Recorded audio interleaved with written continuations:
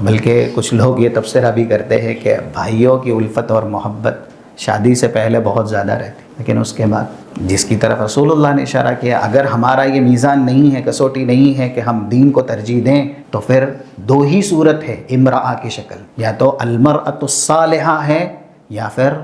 وہ المرأہ مفسدہ ہے، یا ایسے یعنی فتنہ اور فساد والی۔ تو یہ حدیث ہے صحیح مسلم کے اندر بیان ہوئی، میں بھی اس کا نمبر 2740 274 سے، ما ترکت بعدی فتنہ ہی اضر علی الرجال من النساء، میں نے اپنے بعد مردوں کے لیے سب سے زیادہ نقصان دہ فتنہ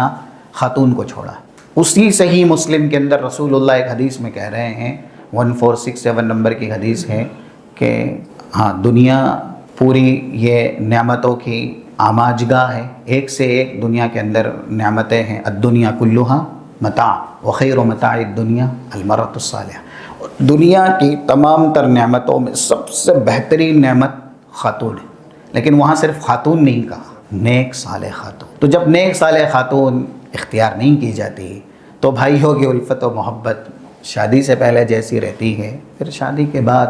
وہ حقوق، وہ رعایت، وہ لحاظ، وہ خیال نہیں رہتا۔ یہ اکثر سماج معاشرے کی کہانی ہے جو ہر انسان